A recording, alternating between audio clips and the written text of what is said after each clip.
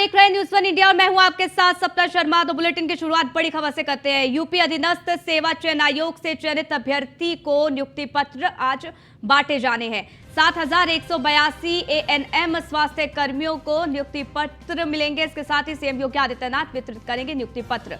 Deputy CM Brajesh Pathak भी इस दौरान मौजूद रहने वाले हैं। स्वास्थ्य राज्य मंत्री मंकेश्वर शरण सिंह भी इस दौरान मौजूद रहेंगे। आपको बता दें कि सुबह 11:30 बजे लोक भवन सभागार में इसका कार्यक्रम है और आपको बता दें कि इस कार्यक्रम में कौन कौन लोग शामिल होने वाले हैं इसकी जानकारी आप तक पहुंचाई। हालांकि इसको लेकर तमाम तरीके की जो तैयारियां हैं वो पूरी कर ली गई है। मुख्यमंत्री अभ्युदय योजना से यूपीएससी में चयनित अभ्यर्थियों का सम्मान भी इस दौरान होगा।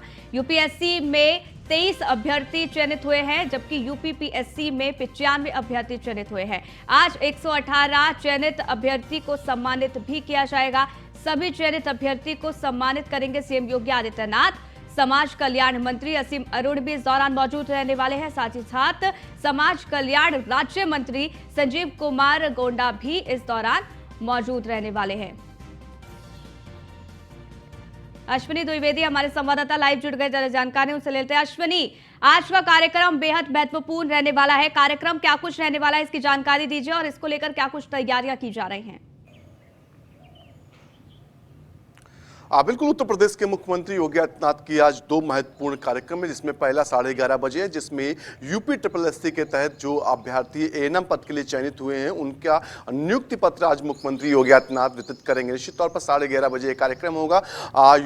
माफ कीजिएगा, लोक भवन में पूरा कार्यक्रम होगा। इस दौरान उत्तर प्रदेश के उप मुख्यमंत्री व स्वास्थ्य महकमे के मंत्री जो है ब्रजेश पाठक मौजूद रहेंगे। साथ ही साथ राज्य मंत्री मंकेश्वर शरण सिंह मौजूद रहेंगे। इसके अलावा तमाम आला अधिकारी स्वास्थ्य महकमे के जो मौजूद रहेंगे, क्योंकि उत्तर प्रदेश में 6 से 7 महीना पहले जो है वैकेंसीज निकली थी एएनएम पद की, और उसके बाद उनकी भर्ती प्रक्रिया पूरी गई और अंतिम चयन प्रक्रिया होने के बाद आज उनको जो है सर्टिफिकेट जो प्रशस्ति पत्र है वो दिया जाएगा। निश्चित तौर पर ऐसे इस दौरान तमाम सुरक्षा के कड़े इंतजाम किए गए हैं।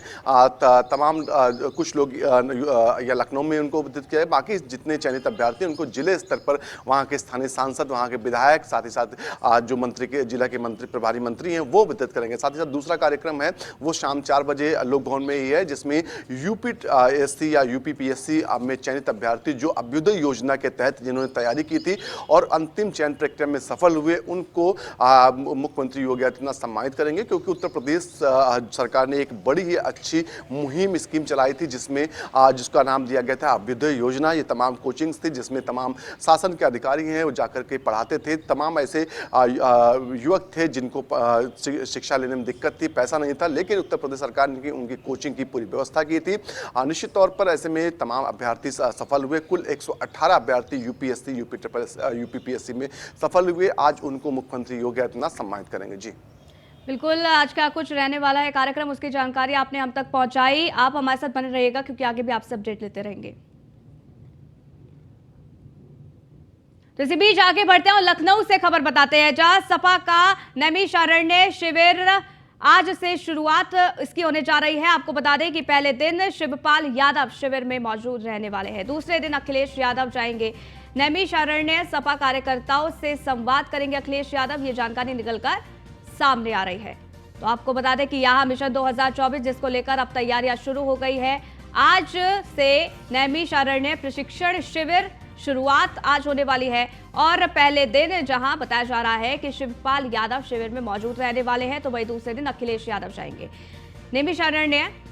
और बताया जा रहा है कि सपा कार्यकर्ताओं से संवाद इस दौरान अखिलेश यादव करेंगे और किस तरीके से आगे बढ़ा जाए इसको लेकर मूल मंत्र यहां पर अखिलेश यादव के द्वारा दिया जाएगा। अब क्योंकि आपको बता दें कि लोकसभा चुनाव 2024 है, अब इसको लेकर जहां एक और बीजेपी की तैयारियां तेज हो गई है, तो वही अब सपा भी कहीं से पीछे हटने के मूड में नहीं है और इसी को देखते हुए ये बेहद महत्वपूर्ण कार्यक्रम जो कि होने वाला है। तो बड़ी जानकारी आप तक पहुंचा रहे हैं। सपा का नैमिषारण्य प्रशिक्षण शिविर आज से शुरू है। अश्विनी द्विवेदी लगातार हमारे साथ बने हुए हैं। अश्विनी, किस तरीके से इस पूरे कार्यक्रम को समझा जाए, क्योंकि बीजेपी की तरफ से जहां 2024 को लेकर तैयारी की जा रही है, तो वही सपा भी अब बिल्कुल भी पीछे हटने के मूड में नहीं है। यहां सॉफ्ट हिंदुत्व को कैसे अपने पाले में किया जाए, इसको लेकर यह महत्वपूर्ण नैमिषारण्य शिविर जो कि आयोजित होने जा रहा है, प्रशिक्षण शिविर जिसमें कार्यकर्ता उनके साथ संवाद किया जाएगा। क्या कुछ जानकारी आपके पास?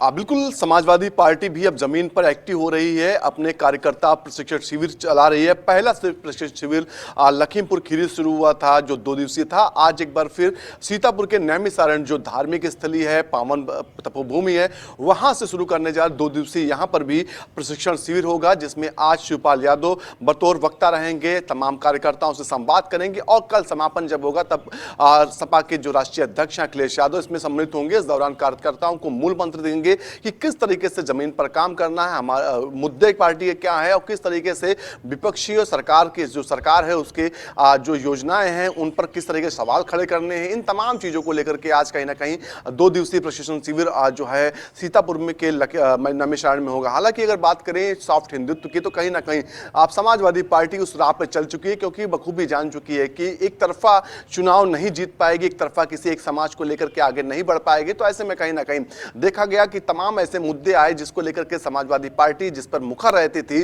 उन मुद्दों पर उन्हें किनारा काटा। तमाम ऐसे मुद्दों पर अखिलेश यादव ने जो है बोलने से मना किया, कुछ भी नहीं बोले। तो ऐसे में कहीं ना कहीं समझा जा सकता है कि अब सॉफ्ट हिंदुत्व जो है उसकी राह पर सभी पार्टियां चल रही, क्योंकि भारतीय जनता पार्टी ने एक एजेंडा, हिंदुत्व का एजेंडा जिस तरीके से सेट किया है और उसको लोगों ने स्वीकार किया, तो कहीं ना कहीं तमाम पार्टियों के लिए मुश्किलें खड़ी हो रही थी। तो ऐसे में कहीं ना कहीं अब तमाम विपक्षी पार्टियां भी उसी राह पर चलते हुए अब जवाब भारतीय जनता पार्टी को देना चाहती हैं। हालांकि समाजवादी पार्टी का 2 दिवसीय जो कार्यकर्ता जो प्रशिक्षण शिविर है उसमें क्या कुछ होता है, कितना फायदा मिलता है चुनावी, इसके लिए थोड़ा इंतजार जरूर करना पड़ेगा। जी बिल्कुल, और देखना होगा कितना फायदा होगा। आप नजर बनाए रखेगा।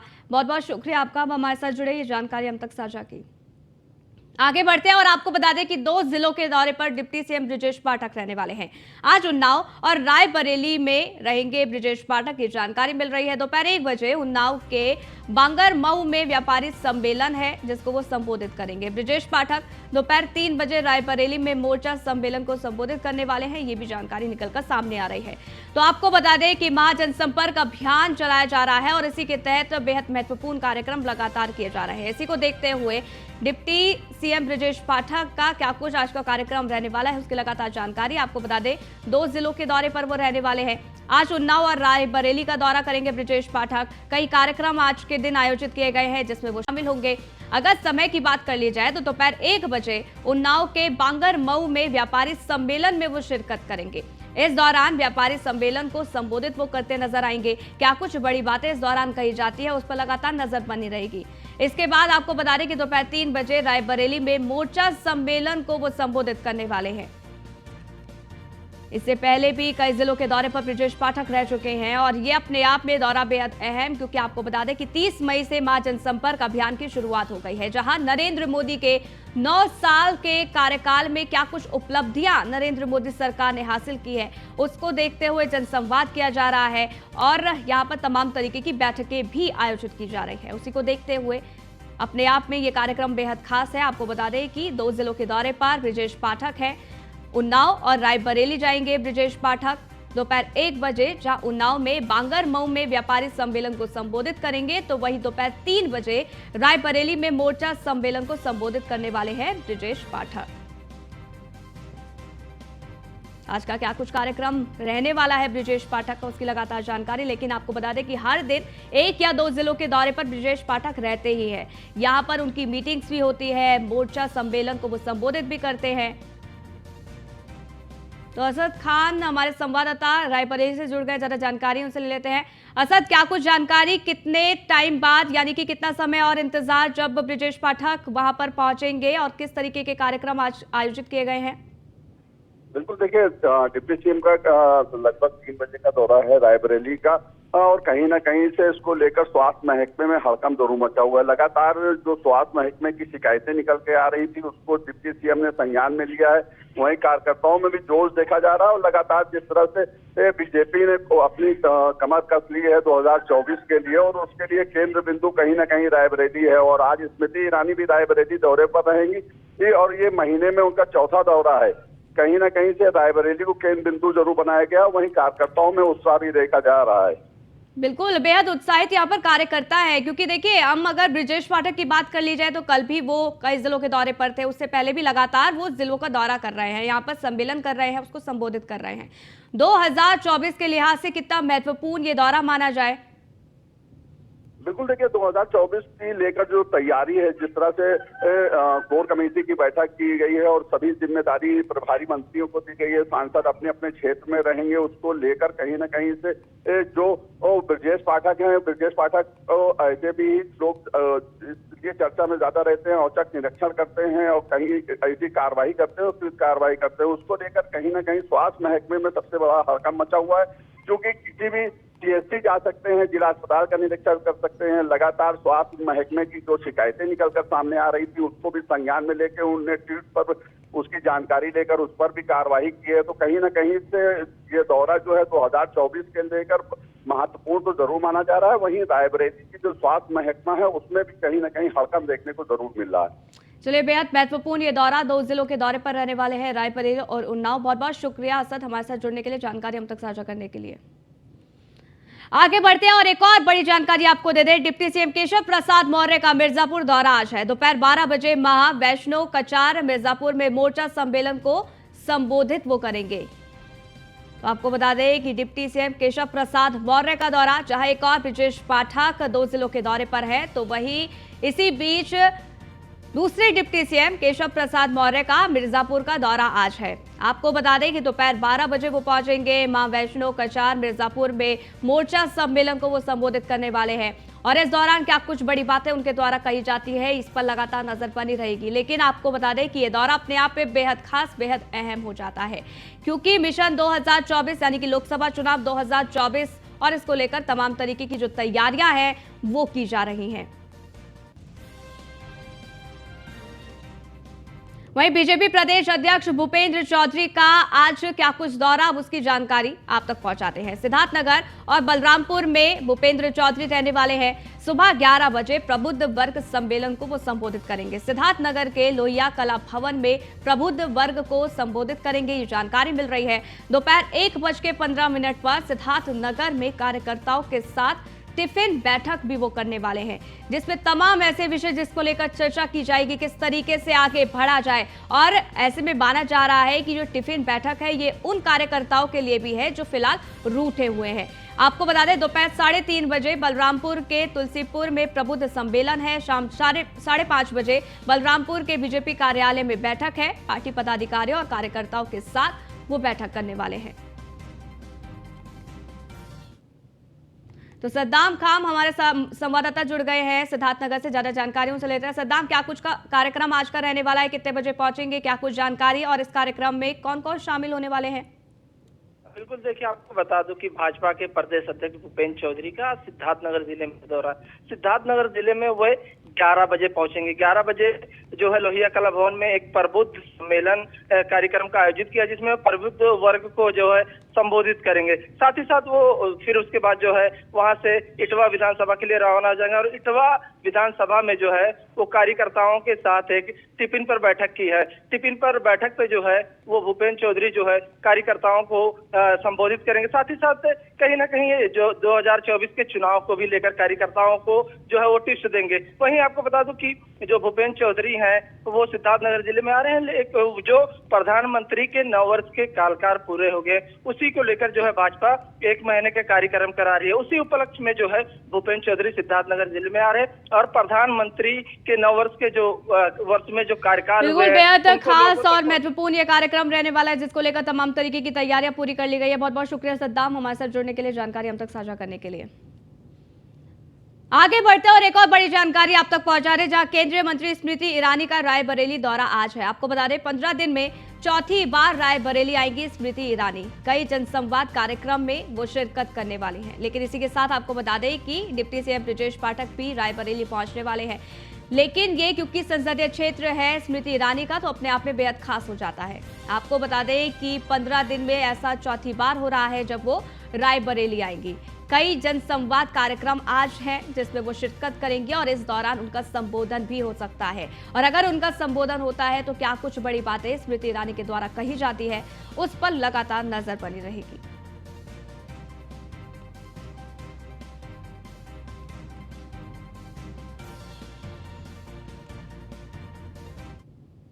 वहीं दिल्ली में बीजेपी की बड़ी बैठक आज है, शाम 5 बजे हो सकती है बड़ी बैठक। आपको बता दें कि बैठक में महासचिव, राष्ट्रीय महासचिव इसमें शामिल हो सकते हैं। जेपी नड्डा की अध्यक्षता में ये बैठक होनी है, जिस पर लगातार नजर बनी रहेगी। कई ऐसे विषय जिसको लेकर चर्चा की जाएगी। लोकसभा चुनाव 2024 को लेकर इसमें मूल मंत्र दिया जाएगा, रणनीति बनाई जाएगी कि आगे किस तरीके से बढ़ा जाए, और अपने आप में ये बैठक बेहद महत्वपूर्ण हो जाती है। आपको बता दें कि बीजेपी की ये बड़ी बैठक शाम 5 बजे हो सकती है और इस बैठक में महासचिव, राष्ट्रीय महासचिव शामिल हो सकते हैं। जेपी नड्डा इस बैठक की अध्यक्षता कर रहे हैं।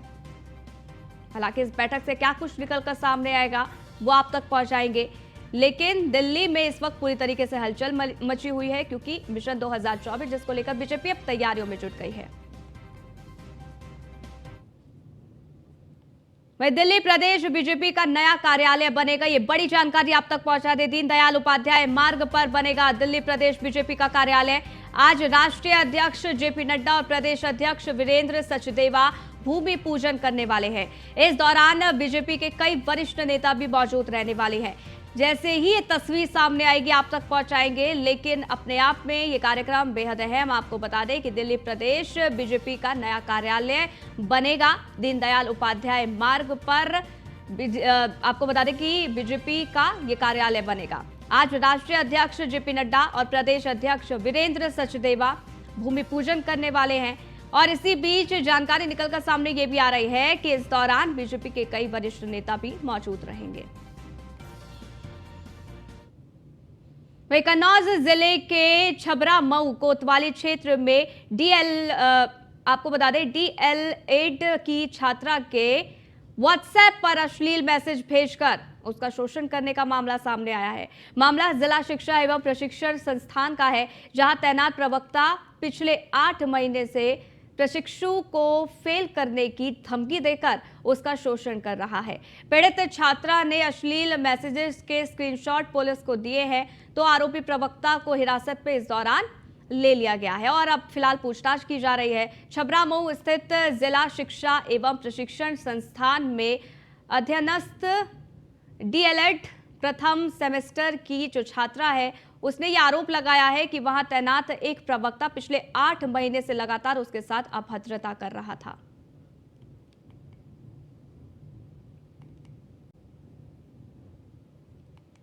वहीं हापुड़ के कमल डोसा रेस्टोरेंट संचालक के साथ मारपीट का वारदात इस वक्त देखी गई है। आपको बता दें कि डोसा खाने के बाद पैसे मांगने पर डोसा संचालक ने मारपीट का आरोप लगाया है। मारपीट की वीडियो CCTV भी इस वक्त सामने आए, जो कि हम आपको दिखा भी रहे हैं। हालांकि ये जमकर वायरल भी हो रहा है। आए दिन रेस्टोरेंट संचालकों के साथ विवाद होता है। दुकान होने के बावजूद रेस्टोरेंट संचालकों ने सड़कों पर अतिक्रमण किया है।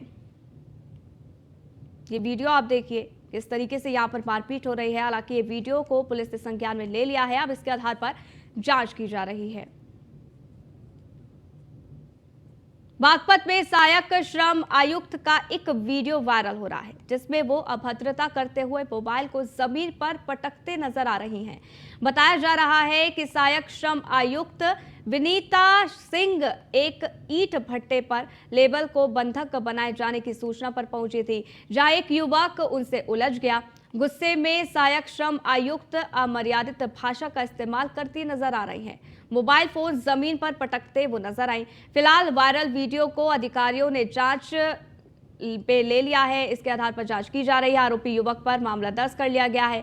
वहीं सहायक श्रम आयुक्त ने वायरल वीडियो में अमर्यादित भाषा का इस्तेमाल करने का खंडन किया है। उन्होंने कहा कि उन्हें फंसाने के लिए वीडियो जो है वो एडिट किया गया, और इसके साथ ही सहायक श्रम आयुक्त का ये साफ तौर पर कहना है कि हर एक बिंदु पर गहनता से जांच कराई जाए, जिसके बाद पूरे मामले की सच्चाई सबके सामने आएगी। खबर लखनऊ से है, जहां कासिम आबिदी DCP नॉर्थ का बयान सामने आया है। 7 तारीख को वादी द्वारा तहरीर मिली थी कि नाबालिग पुत्री के साथ एक व्यक्ति ने गलत काम किया है, जिसके शव को फांसी से टांग दिया गया। आपको बता दें कि उसके द्वारा बताया जाता है कि इनकी पत्नी काम करके वापस लौटी तो घर से एक लड़के को, जिसकी उम्र लगभग 15 साल की बताई जा रही है, वह घर से बाहर निकल रहा था। जब इन लोगों ने उससे पूछा तो वह मौके से फरार हो गया। वही संजीव जीवा का कोर्ट रूम शूट आउट। आपको बता दें कि संजीव जीवा हत्याकांड में बड़ी कार्रवाई यहां की गई है। लापरवाही बरतने पर 6 पुलिसकर्मियों को सस्पेंड कर दिया गया है। सुरक्षा में तैनात 6 पुलिसकर्मी सस्पेंड किए गए हैं, जिसमें सुनील दुबे, मोहम्मद खालिद और सुनील श्रीवास्तव का नाम शामिल है। इसके साथ ही अनिल सिंह, धर्मेंद्र और महिला आरक्षी निधि देवी को भी सस्पेंड कर दिया गया है। सभी पर कोर्ट की सुरक्षा में लापरवाही का आरोप है।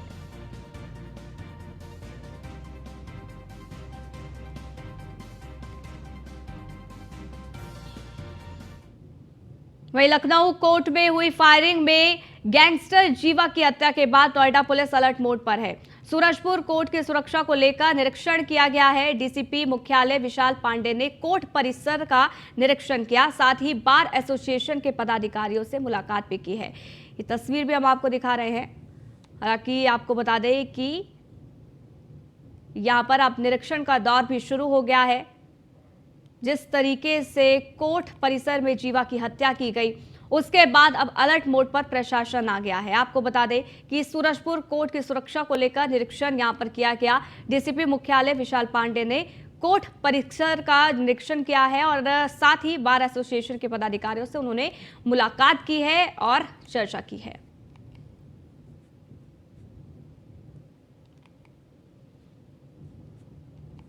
वहीं लखनऊ कोर्ट के अंदर हुए मुख्तार के करीबी जीवा की हत्या के बाद हमीरपुर पुलिस अब एक्शन मोड में नजर आ रही है। एसपी दीक्षा शर्मा ने कोर्ट की सुरक्षा को देखते हुए कोर्ट में लगे हुए सभी सीसीटीवी कैमरे और उनके कवरेज एरिया को चेक किया और कमरे बढ़ाने के निर्देश भी दे दिए गए हैं। इसके साथ ही आपको बता दें कि न्यायालय की सुरक्षा में लगे पुलिस कर्मियों से बातचीत कर सुरक्षा के हर पॉइंट्स में सतर्क रहने की चेतावनी भी उन्होंने दी। न्यायालय में किसी भी व्यक्ति को बिना तलाशी के प्रवेश पर पूरी तरीके से रोक लगाई जाए और कोर्ट की सुरक्षा को देखते हुए सभी प्रमुख द्वारों और चौराहों में फोर्स बढ़ाने की बात भी उनके द्वारा कही गई है। साथ ही हर परिस्थिति से निपटने के लिए पुलिस कर्मियों को निर्देश भी दिया गया है। आज न्यायालय की सुरक्षा को मेरे द्वारा चेक किया गया था। न्यायालय सुरक्षा में जो कर्मी लगे हैं उनको भी चेक किया गया और क्या मैन पावर है, क्या स्ट्रेंथ है, क्या वहाँ पे कहाँ हम और उसको स्ट्रेंथन कर सकते हैं, इन चीज़ों का मेरे द्वारा एक निरीक्षण किया गया था। बैगेज स्कैनर्स चेक किए गए, जितने सीसीटीवी लगे हैं उनको चेक किया। वहाँ पे कंट्रोल रूम भी बना है जिसमें कि सारे सीसीटीवी का कवरेज आता है। वहाँ पर भी हमारे पुलिसकर्मी मौजूद रहते हैं और जो भी कमियां उसमें पाई जाती हैं या कहीं से भी अगर कुछ इंडिकेशन कुछ मिलता है तो तुरंत उनके द्वारा बताया जाता है। जो भी ड्यूटी जिस भी गेट पे मौजूद हो उनको बताया जाता है कि ऐसी ऐसी चीजें आप उसको चेक। आज वहीं रायबरेली लखनऊ सत्र न्यायालय में कोर्ट रूम के अंदर हुए हत्याकांड के बाद रायबरेली न्यायालय की सुरक्षा को बढ़ा दिया गया है। आपको बता दें वादकारियों और इसके साथ ही अधिवक्ताओं की भी आईडी चेक करके न्यायालय के अंदर प्रवेश दिया जा रहा है। कल लखनऊ न्यायालय में कोर्ट रूम के अंदर मुख्तार अंसारी के करीबी कहे जाने वाले संजीव माहेश्वरी उर्फ जीवा की गोली मारकर हत्या की गई थी, जिसमें 1.5 साल की मासूम बच्ची सहित उसकी मां और 2 अन्य पुलिसकर्मी गोली लगने से घायल हो गए थे। घटना के बाद डीजीपी के निर्देश पर उत्तर प्रदेश के सभी न्यायालयों की सुरक्षा को बढ़ा दिया गया है।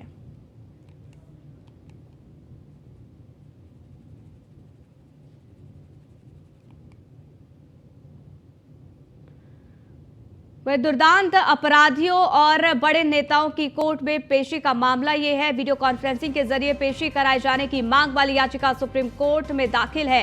गैंगस्टर संजीव जीवा की पेशी के दौरान हत्या के बाद सुप्रीम कोर्ट में याचिका दाखिल की गई है। याचिका में कहा गया है कि सुप्रीम कोर्ट ऐसे अपराधियों को वीडियो कॉन्फ्रेंसिंग के जरिए ही पेश किए और इसके लिए आदेश कोर्ट की तरफ से दिया जाए। सुप्रीम कोर्ट आदेश दे तो पेशी के दौरान निर्दोषों की जान के खतरे को रोका जा सकता है। याचिका में यह भी कहा गया है कि ऐसा करने से सरकार का जो राजस्व है वो भी बचेगा।